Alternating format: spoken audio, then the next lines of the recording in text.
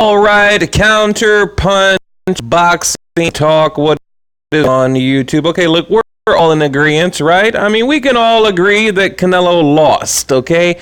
The debate's over. There really is no debate.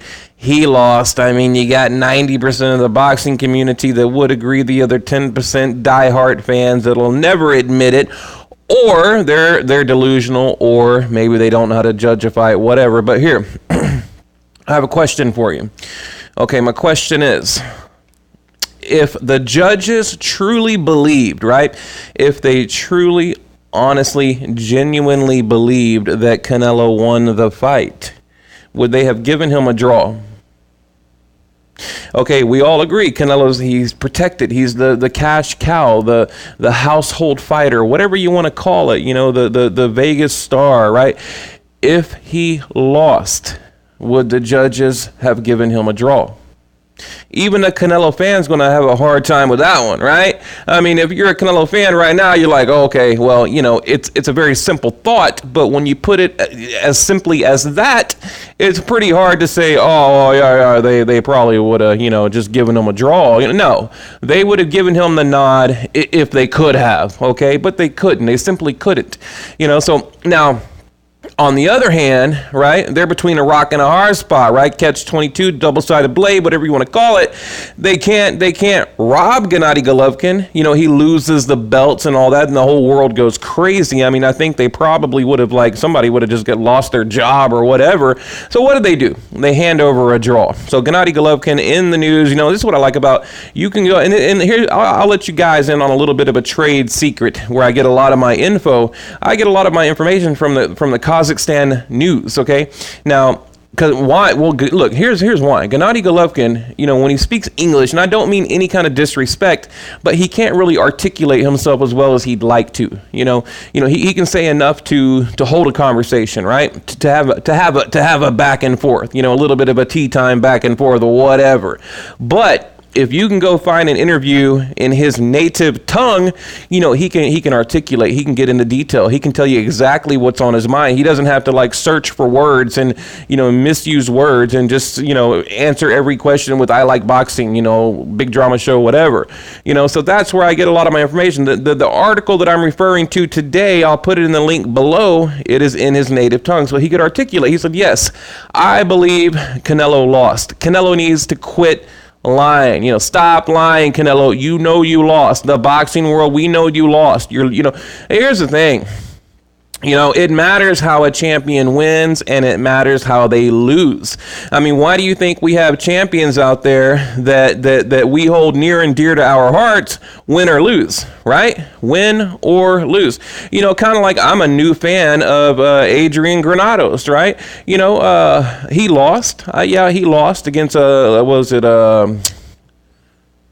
Sean Porter, but, you know, I like the way he lost. He did it, you know, graciously. He made a little bit of an excuse at the end. He went up and said, yeah, we know I won, that kind of thing. But, you look, if you're a boxing fan, you know what I'm talking about. There's a way to win, there's a way to lose. Champions know how to do it, okay? But Golovkin, you know, he just said, yeah, you need to quit lying, okay? And I like that. And, you know, and also they asked Gennady Golovkin, they were like, well, you know, has Canelo improved? And he said, yes, of course. You know, we sparred, 2011, 2012 back in the day. And since then, he's come a long way. His power has developed. You know, his boxing ability and skill has developed. Okay. You know, so that shows you right there the integrity and the honesty from Gennady Golovkin. Okay. Because I believe, you know, when you ask him a question, he's going to answer you honestly or not at all. Okay. You know, maybe he might want to dodge the question and just not at all. But he was being very open, very honest, and he truly believes in his heart of hearts that he truly won the fight. And I do too, and I think you do too out there. I think most of the boxing world, you know, especially what I call the 10%ers, you know, the people that are you know, members of the channel here, you know, you guys are the 10% of the boxing community. And what I mean by that is you're the 10%, you know, you get it, you understand it, you comprehend, you can read between the lines. Okay, you think outside of the box. You know, you see, you know, the bullshit for what it is, right? So I like that, you know, the 10%ers. But you know, And right now, Golovkin also, he's talking about, I'm going to have my eye on Billy Joe Saunders and the David Lemieux fight. It's either in Canada or UK. I believe it's in Canada, but whatever. I think it's in probably Montreal, Canada. Not quite sure. But he said, I'm going to have my eye on them. That's kind of telling. That kind of tells you what is coming in the future, maybe because before, you remember before, they wouldn't even mention Billy Joe Saunders, which I didn't like. Now, my criticism for Gennady Golovkin, we got A and B. A, he is a knockout artist, okay? So he knows, and he even said before the fight, if we get robbed or if we lose, from a bad decision or the judges, we get robbed, whatever, it's our own fault. It's my fault. And even Abel Sanchez said that we know we need to knock Canelo out. Canelo's the smaller guy. Gennady Golovkin is the knockout artist. Now, I get it. Canelo ran, and it's hard to knock someone out. But you got 12 rounds to land one punch. You got 12 rounds to land one punch. That's my disappointment for Gennady Golovkin. Okay, one of my favorite fighters of all time, not just as of recent, of all time. And that is my criticism, is he is a knockout artist fighting a smaller guy, should have knocked him out. And hopefully in a rematch, he goes headhunting, and I told you guys, he's got to come out with no respect, no mercy, no regard, go right after Canelo, boom, round one, chase him down, hunt him down, and knock him out. And he really didn't get into that mode until round 4, round 5. Well, Canelo figured it out. Canelo's like, okay, this guy's on me like white on rice. I better run. Okay, and that's exactly what happened. Hang on, I'm trying to rewind this for you guys. I'm going a little longer than I thought, but that's exactly what happened. Canelo made the adjustment, turned into Irizlandi Lara. Remember Canelo Lara, and basically Canelo criticized Irizlandi Lara for running. Okay, but then I wish someone could do like a side-by-side comparison, because he did the exact same thing. Or he put his back up against the ropes because he's gassed out, because he's too heavy. So what's going to happen in a rematch, right? Let's just get right. What's going to happen?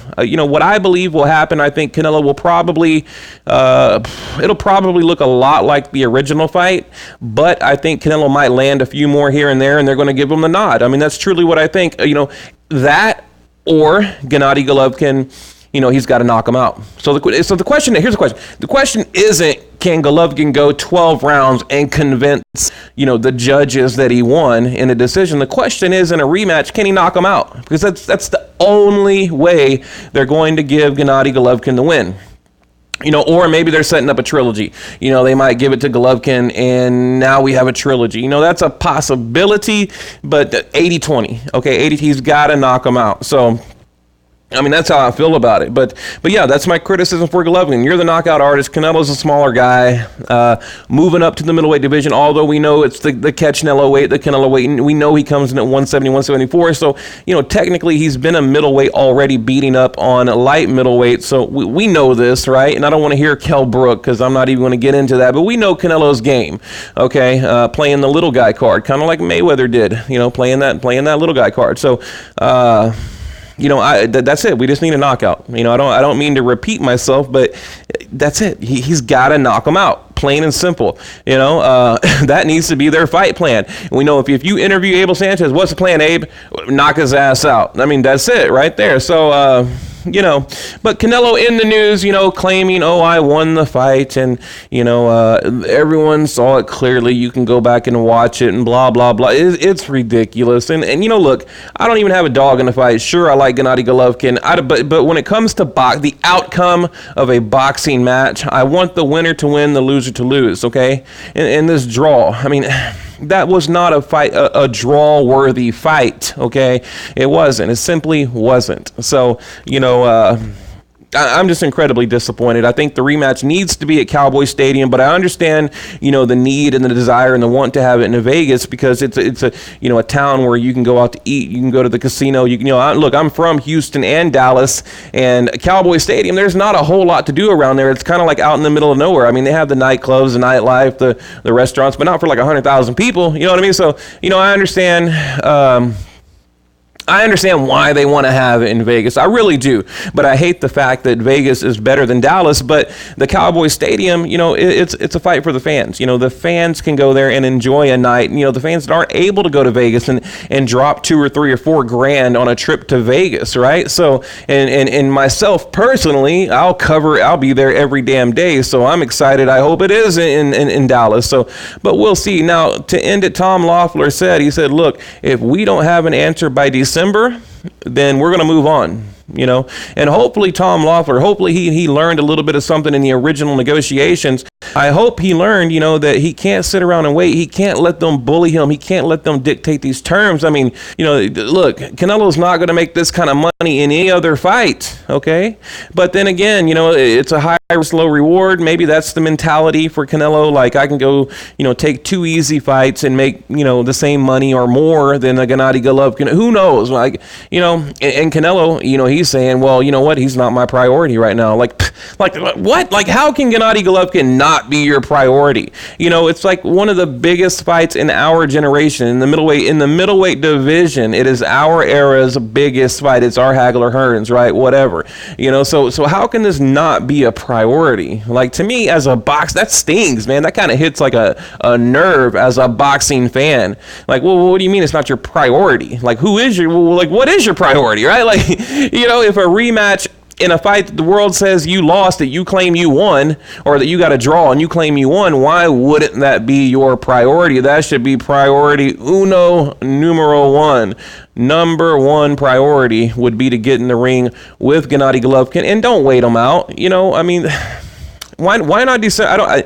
And again, I don't understand why they didn't do it in December. Now we got to wait. Let's see, January, February, March, April, May. January, February, March, April, May. Another nearly half a year. Okay, versus December and May 2018. That's another like a half a year. So what? Now Gennady Golovkin's going to be out of the ring for nearly a year, or what?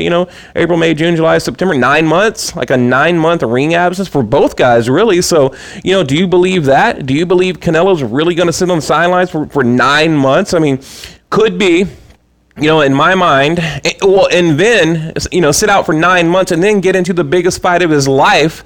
So to me, it's a red flag. It's a red flag. To me, I see Canelo already planning on ducking Gennady Golovkin because of the timeline. That's a 9-month ring out. That's crazy. That's crazy because the original fight was in September, right? So you got January, March, April, May, June, July, September, October, November, December, and then, it's like 9 months. That's like a pregnancy term. That's crazy. It's a long ass time to be out of the ring. So I don't like that at all. But and who's in charge? Let me end it here. Who's in charge? Because remember, originally, now you have Oscar De La Hoya saying, oh, well, we need to talk to Canelo. We don't know if there's going to be a rematch. We need to go to Mexico and talk to Canelo, right? King Canelo. But in the past, you have Canelo saying, well, I'm a fighter. My job is to prepare and stay ready to box, right? Because I don't put together fights. I'm not a matchmaker. I'm not a promoter. I'm not a manager. But now all of a sudden, everything's up to Canelo. So you see the hypocrisy that is constantly being held down or handed down by Canelo and Golden Boy Promotion. Who's in charge, right? I mean, was there like a power shift in the company? Like after the Gennady Golovkin fight, did all the power shift over to Canelo? Like what happened, So look, there's a lot of inconsistencies. There's a lot of red flags that I don't like. What do you think?